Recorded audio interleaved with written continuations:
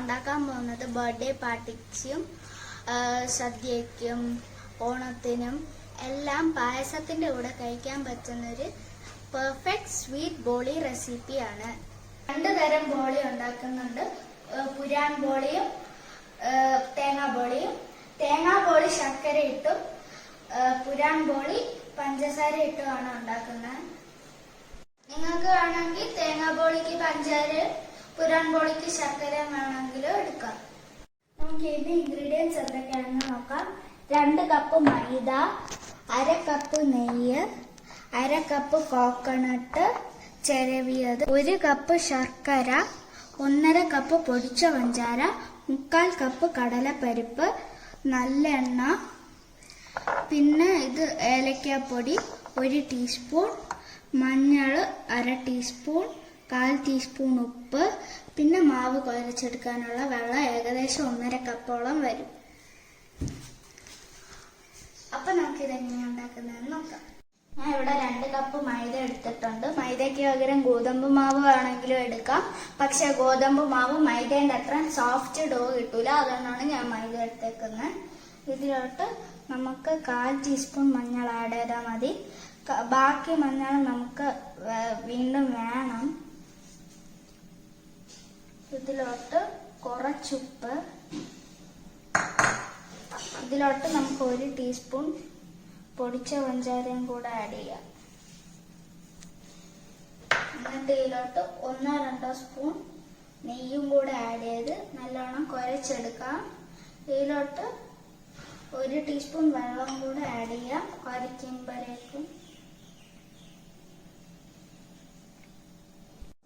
അപ്പൊ നമ്മൾ 1/2 കപ്പ് വെള്ളവും 3 ടേബിൾ സ്പൂൺ നെയ്യും കൂടെ ഇട്ട് നല്ലോണം മാവ് പരുവത്തിലാക്കി എടുത്തിട്ടുണ്ട്. ഇപ്പൊ ഇത് സോഫ്റ്റ് ആണ്, കയ്യിലൊന്നും ഒട്ടിപ്പിടിക്കരുത്.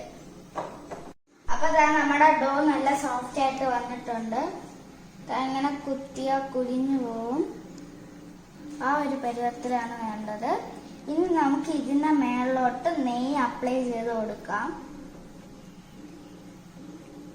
ഇത് നെയ്യ് കൊണ്ട് കോർട്ട് ചെയ്തിട്ട് നമുക്കിതൊരു എയർ ടൈറ്റ് കണ്ടെയ്നറിൽ മാറ്റി വെക്കാം. നമുക്കിതൊരു എയർ ടൈറ്റ് കണ്ടെയ്നറിൽ വെക്കാം. ഇനി നമുക്കിത് ഒരു 1/2 മണിക്കൂർ മുതൽ 1 മണിക്കൂർ വരെ ഇത് അടച്ചു വെക്കണം. ഇനി ഇത് നമ്മൾ ഫ്രീസറിലും ഫ്രിഡ്ജിലൊന്നും വെക്കല്. ഇത് റൂം ടെമ്പറേച്ചറിൽ തന്നെ വെക്കണം. ഇനി നമുക്ക് ബാക്കിയുള്ളത് എങ്ങനെയാണ് ഉണ്ടാക്കുന്നതെന്ന് നോക്കാം. പരിപ്പ് ബോളിക്ക് വേണ്ടിയുള്ള കടല പരിപ്പ് നമുക്ക് ആദ്യം ഇത് കഴുകിയെടുക്കാം. അതിനുവേണ്ടി കുറച്ച് വെള്ളം ഒഴിച്ചിട്ട് ആ വെള്ളം സ്ട്രെയിൻ ചെയ്ത് കളഞ്ഞാൽ മതി.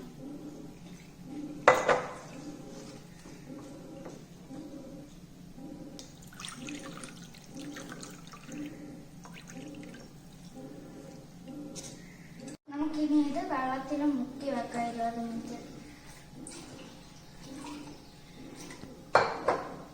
ഇത് 20 മിനിറ്റ് കഴിഞ്ഞ് നമുക്കിനി ബാക്കി ചെയ്യാം. നമ്മുടെ കടലപ്പരിപ്പ് ഇപ്പം 20 മിനിറ്റ് വെള്ളത്തിൽ കുതിർത്ത് വെച്ചിട്ടുണ്ട്. ഇനി നമുക്കിത് വെള്ളം ഡ്രെയിൻ ചെയ്തെടുക്കാം.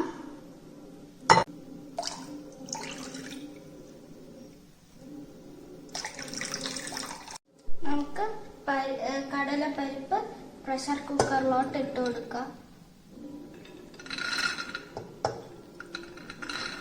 ഇനി ഇതില് നമുക്ക് മുങ്ങിക്കിടക്കാൻ മാത്രമുള്ള വെള്ളം ആഡ് ചെയ്ത് കൊടുക്കാം.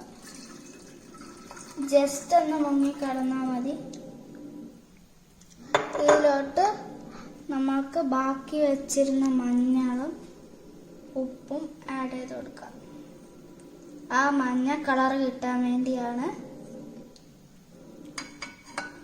ഇനി നമുക്ക് കടലപ്പരിപ്പ് പ്രഷർ കുക്കറിൽ 3-4 വിസിൽ കേൾക്കുന്ന വരെ വെക്കാം. 4 വിസിൽ നമുക്കിനി ഇത് ഓഫ് ചെയ്യാം. ഇനി നമുക്ക് ഇതിന്റെ ആവിയെല്ലാം പോയിട്ട് വേണം തുറക്കാൻ. ഇനി നമുക്കിത് ഡ്രെയിൻ ചെയ്തെടുക്കണം. അതിനുവേണ്ടി ഞാൻ ഒരു പാത്രത്തിന്റെ മേളിലൊരു അരിപ്പ പോലുള്ള ഒരു പാത്രം വെച്ചിട്ടുണ്ട്, ഹോൾസ് ഉള്ള. നമ്മൾ ഈ വെള്ളം ഇതിലോട്ട് ഒഴിച്ചിട്ടുണ്ട്. വെള്ളം ചെറുതായിട്ട് വറ്റാൻ തുടങ്ങി. നമ്മൾ ഇങ്ങനെ 10 മിനിറ്റ് വെക്കണം. കണ്ടോ, നല്ലോണം വെന്തിട്ടുണ്ട്. നമ്മളിങ്ങനെ ചപ്പിക്കുമ്പോഴേക്കും അത് പൊളിഞ്ഞു പോകുന്നുണ്ട്. ഇത് നമ്മൾ മിക്സിയിലിട്ട് സ്മൂത്തായിട്ട് അടിച്ചെടുക്കണം. അതിന് വേണ്ടിയാണ് വെള്ളം കളയുന്നത്. വെള്ളം ഉണ്ടെങ്കിൽ നമ്മൾ ഫൈനായിട്ട് കിട്ടൂല. നമ്മുടെ വെള്ളം ഉണ്ടെങ്കിൽ ബോളി നല്ല സ്മൂത്തായിട്ട് പരത്താൻ പറ്റൂല. അതുകൊണ്ടും കൂടെയാണ് ഈ വെള്ളം കളയുന്നത്. നമ്മുടെ കടലപ്പരിപ്പ് പേസ്റ്റ് ഇവിടെ റെഡി ആയിട്ടുണ്ട്. മിക്സിയിൽ നല്ല തരി ഒന്നും ഇല്ലാതെ അരച്ചെടുക്കണം. അപ്പൊ ഞാൻ ഗ്യാസിൽ ഒരു പാൻ വെച്ചിട്ടുണ്ട്. ലോ ഫ്ലെയിമിലാണ് വെച്ചേക്കുന്നത്. ഈ പാനിലോട്ട് നമുക്ക് നെയ്യ് ഇട്ട് കൊടുക്കാം.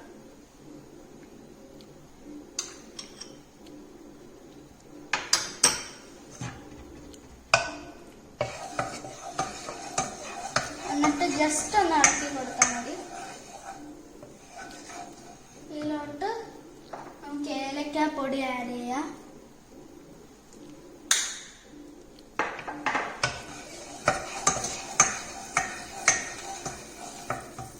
ഇതിലോട്ട് നമുക്ക് നമ്മുടെ പേസ്റ്റ് ആയിട്ട് അരച്ച് വെച്ചേക്കുന്നില്ലേ, ഇത് ആഡ് ചെയ്ത് കൊടുക്കാം.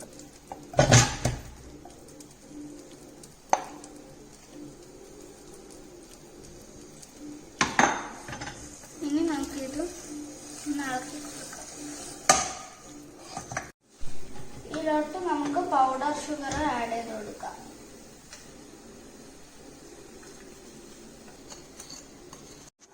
ഇത് നമുക്ക് നല്ലോണം ഇളക്കി കൊടുത്ത് ഒരു ഹലുവ രൂപത്തിൽ, ഏകദേശം ഒരു ഹലുവ രൂപത്തിലൊക്കെ ആക്കിയെടുക്കാം.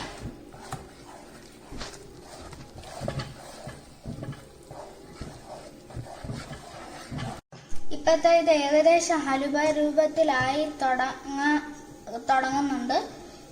ഇത് കണ്ട, നമ്മൾ ഇങ്ങനെ ചെയ്യുമ്പോഴേക്കും അത് ഒട്ടിപ്പിടിക്കത്തൊന്നുമില്ല. ഇപ്പോഴത്തെ ഇത് ഹലുവ പരുവത്തിലായി. നമുക്കിനി തീ ഓഫ് ചെയ്യാം. ഇനി നമുക്കിത് തണുക്കാൻ വേണ്ടി വെക്കാം. 250 ഗ്രാം ശർക്കര എടുത്തിട്ടുണ്ട്. ഇതിനു വേണ്ടി നമുക്കൊരു 1/2 കപ്പ് മുതൽ 1 കപ്പ് വരെ വെള്ളം വേണ്ടി വരും. അത് ശർക്കരയ്ക്ക് അനുസരിച്ചിരിക്കും. ചിലപ്പം നമുക്ക് 1 കപ്പ് വെള്ളം വേണ്ടി വരും. ഇപ്പം ഇത് ഒരു 1/2 കപ്പ് വെള്ളം ഒഴിച്ചു കൊടുക്കുന്നുള്ളൂ. ശർക്കര 1/2 കപ്പ് വെള്ളത്തിൽ ഞാൻ അരിക്കാൻ വെച്ചിട്ടുണ്ട്. ഇത് ഇളക്കി കൊടുക്കാം നമുക്ക്. പിന്നെ ശർക്കര അരിക്കാൻ വേണ്ടി ഒരു പാത്രം എടുത്തിട്ടുണ്ട്. ഇതിലോട്ട് നമുക്ക് ഒരു അരിപ്പ വെച്ച് ഇതിൽ അരിച്ചെടുക്കാം. നമ്മുടെ ശർക്കര ഏകദേശം അരിയാൻ തുടങ്ങിയിട്ടുണ്ട്. ഇത് നമ്മൾ ഹൈ ഫ്ലെയിമിൽ വെക്കണ്ട, ലോ ഫ്ലെയിമിൽ വെച്ചാൽ മതി, സിമ്മിൽ വെച്ചാൽ മതി.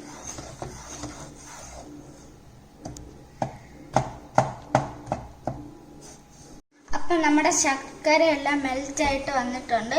ഇനി നമുക്കിത് അരിച്ചെടുക്കണം. നല്ല തിക്കാവുന്ന വേണ്ട, ചെറിയൊരു ലൂസ്നെസ് ആണെങ്കിലും കുഴപ്പമില്ല. കാരണം നമ്മൾ പിന്നെ തേങ്ങ ചേർക്കുമ്പോഴേക്കും തിക്കാവും. ഇത് ഗ്യാസ് ഓഫ് ചെയ്തിട്ടുണ്ട്. നമ്മൾ ചൂടോടെ തന്നെ ഇത് അരിച്ചെടുക്കണം. അതുകൊണ്ടാണ് ഞാൻ സ്റ്റീൽ സ്ട്രെയിനർ എടുത്തത്.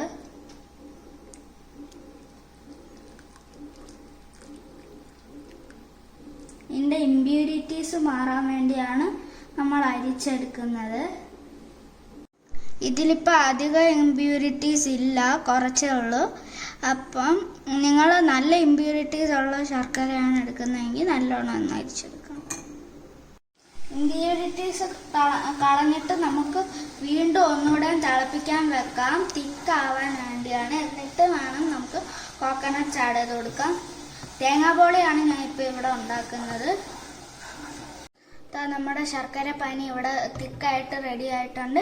ഇനി നമുക്ക് വേറൊരു പാത്രത്തിൽ തേങ്ങയും ഏലക്കാപ്പൊടിയും കാർഡമം കൂടെ ഇട്ട് ഒന്ന് ചൂടാക്കി എടുത്തിട്ട് ഈ ശർക്കര പാനി അതിലോട്ട് ഒഴിച്ചു കൊടുക്കാം.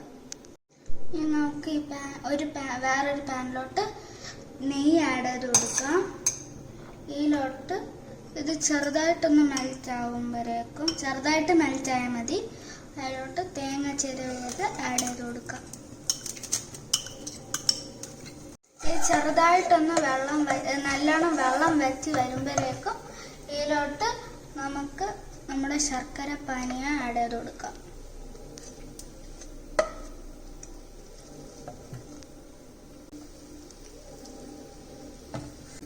ഇത് ഏകദേശം 2 മിനിറ്റ് മുതൽ 3 മിനിറ്റ് വരെ ഇളക്കി കൊടുക്കാവുള്ളൂ. അതിൽ കൂടുതൽ കുക്ക് ചെയ്താൽ ഇത് കരിഞ്ഞു പോകുന്നൊരു സ്മെല്ല് വരും.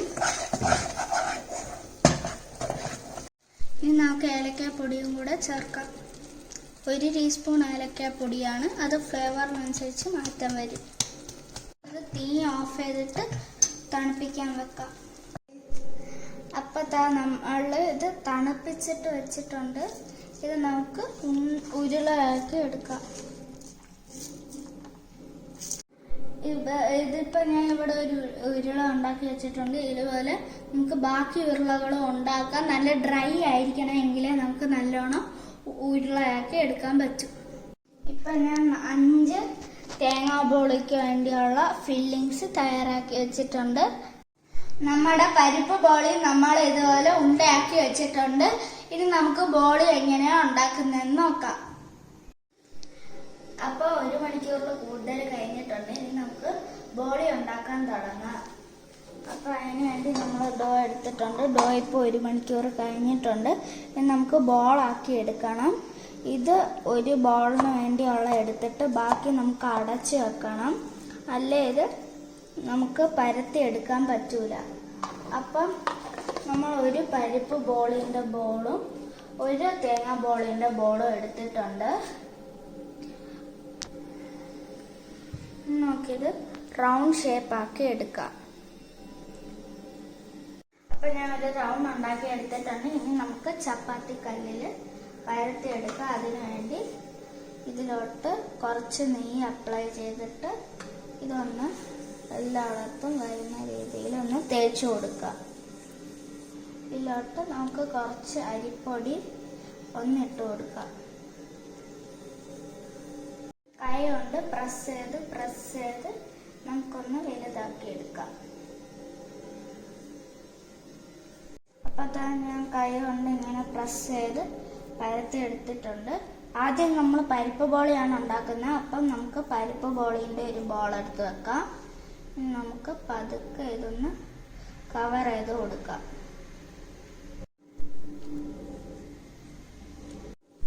നമ്മൾ ബോൾ റൗണ്ടാക്കി എടുക്കുമ്പോൾ എന്തെങ്കിലും എക്സസ് ഉണ്ടെങ്കിൽ നമുക്കിതൊന്ന് മാറ്റി ഇങ്ങനെ കളഞ്ഞാൽ മതി. ഇത് ഒട്ടിപ്പിടിക്കാതിരിക്കാൻ വേണ്ടി നമുക്ക് നെയ്യ് കുറച്ച് കയ്യിലൊന്ന് തേക്കാം. ഇപ്പം റൗണ്ടാക്കി എടുത്തിട്ടുണ്ട്. ഇത് ഇനി ഒന്നുകൂടെ കയ്യിൽ വെച്ച് റൗണ്ടാക്കി എടുക്കണം. ഇനി നമുക്കിത് പരത്തി എടുക്കണം. അതിനുവേണ്ടി ഞാൻ ഇപ്പം ഇത് വെച്ചിട്ടുണ്ട്. ഇത് നമുക്ക് ആദ്യം കൈ കൊണ്ട് ജസ്റ്റ് ഒന്ന് പ്രസ് ചെയ്ത് കൊടുക്കാം. അപ്പോൾ അതാ ഞാൻ കൈ കൊണ്ട് പ്രസ് ചെയ്ത് കൊടുത്തിട്ടുണ്ട്. ഇനി നമുക്കിതൊന്ന് പരത്തി എടുക്കാം. ഓവർ ഫോഴ്സ് കൊണ്ട് പ്രസ് ചെയ്ത് കൊടുക്കല്, പതുക്കെ വേണം പ്രസ് ചെയ്ത് കൊടുക്കാൻ. ജസ്റ്റ് ഒന്ന് പ്രസ് ചെയ്തെടുത്താൽ മതി. ഇനി ഇത് ഒട്ടിപ്പിടിക്കാതിരിക്കാൻ വേണ്ടി സൈഡ്സ് ഇടയ്ക്കിടയ്ക്ക് ഒന്ന് ഇളക്കി കൊടുക്കാം. ഇപ്പോൾ ഞാൻ പരത്തുന്നുണ്ട്. അപ്പോൾ പരത്തുമ്പോൾ നമ്മുടെ പരിപ്പൊക്കെ ഇടയ്ക്കിടയ്ക്കൊക്കെ കണ്ടു തുടങ്ങുന്നുണ്ട്. ഇതുപോലെ നല്ല ഷേപ്പാക്കി എടുക്കണം. ഇനി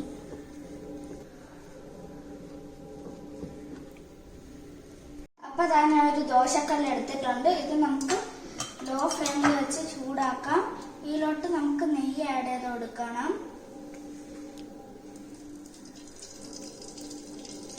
ഇതിലോട്ട് നമുക്ക് ബോളി ഇട്ട് കൊടുക്കണം. ഇപ്പോഴത്തെ ബോളി പാനിലിട്ടിട്ടുണ്ട്. ഇത് നമ്മൾ എപ്പോഴും ഇങ്ങനെ തിരിച്ചു മറിച്ച് വിടല്. ഇത് ഒരു പ്രാവശ്യം തിരിച്ചു മറിച്ച് വിടാവുള്ളൂ. അപ്പം നമുക്ക് മേളിൽ ബബിൾസ് വരുന്ന കാണാം. അപ്പം നമുക്കിത് തിരിച്ചിടാം. ഇത് ഞാൻ അപ്പുറത്ത് തിരിച്ചിട്ടിട്ടുണ്ട്.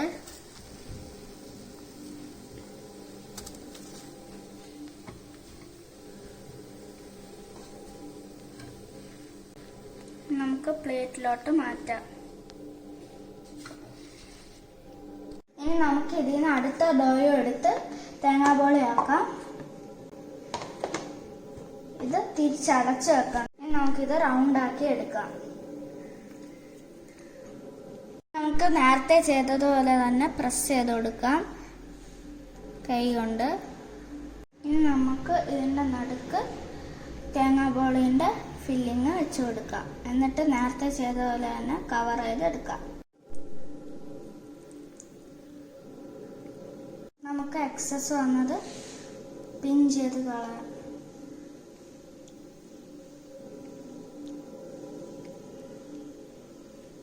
എന്നിട്ട് നമുക്കിത് ഷേപ്പാക്കി എടുക്കാം. ഇപ്പം ഞാനിത് പ്രസ് ചെയ്തിട്ടുണ്ട്.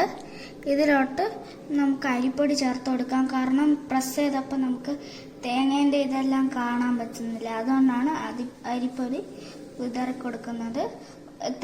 തേങ്ങേൻ്റെ ഇതൊന്നും കാണാൻ പറ്റുന്നില്ലെങ്കിൽ അരിപ്പൊടി വേണമെങ്കിൽ വിതറി കൊടുത്താൽ മതി. ഇനി നമുക്കിത് പരത്തിയെടുക്കാം ഷേപ്പിൽ. അപ്പോൾ ഞാൻ ഇവിടെ പരത്തിയിട്ടുണ്ട്. ഇതിൽ നമുക്ക് തേങ്ങയൊക്കെ കാണാൻ പറ്റും. അത് കുഴപ്പമില്ല.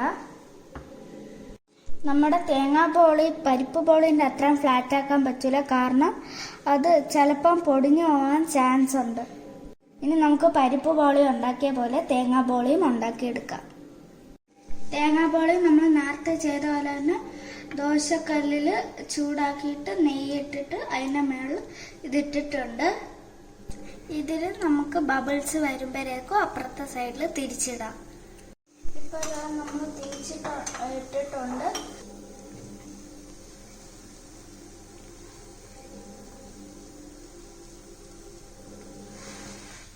നമുക്ക് ഇത് പ്ലേറ്റിലോട്ട് മാറ്റാം. നമ്മുടെ പരിപ്പ് ബോളിയും തേങ്ങാ ബോളിയും ഇവിടെ റെഡി ആയിട്ടുണ്ട്. ഇനി നമുക്ക് ബാക്കിയുള്ളതും കൂടെ ഇങ്ങനെ ഉണ്ടാക്കിയെടുക്കാം. കുറച്ച് ഞാൻ ബാക്കി ഫ്രിഡ്ജിൽ വെച്ചിട്ടുണ്ട് തേങ്ങാ ബോളിയും പരിപ്പ് ബോളിയും. അപ്പം നമ്മുടെ പരിപ്പ് ബോളിയും തേങ്ങാ ബോളിയും ഇവിടെ റെഡി ആയിട്ടുണ്ട്. നമുക്കിത് ഇനി എങ്ങനെ ഉണ്ടെന്നൊന്ന് ടേസ്റ്റ് ചെയ്ത് നോക്കാം. അപ്പം ഞാൻ ഇവിടെ പായസം ഉണ്ടാക്കിയിട്ടുണ്ട്. സേമിയ പായസമാണ്.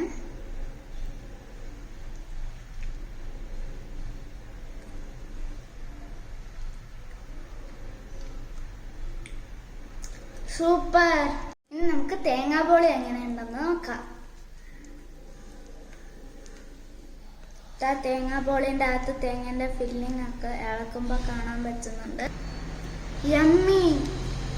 ഈ റെസിപ്പി കുറച്ച് പാടുള്ള റെസിപ്പിയാണ്. എന്നാലും നമ്മൾ കുറച്ച് പ്രാവശ്യം ട്രൈ ചെയ്ത് നോക്കി ഇത് നമുക്ക് പെർഫെക്റ്റ് ആയിട്ട് ചെയ്യാൻ പറ്റും. ഈ വീഡിയോ ഇഷ്ടമാവുകയാണെങ്കിൽ ലൈക്ക് ചെയ്യണം, സബ്സ്ക്രൈബ് ചെയ്യണം, ഷെയർ ചെയ്യണം. മറ്റൊരു നല്ല ഡിഷുമായിട്ട് വീണ്ടും കാണാം. So this is Sandra signing off. Bye.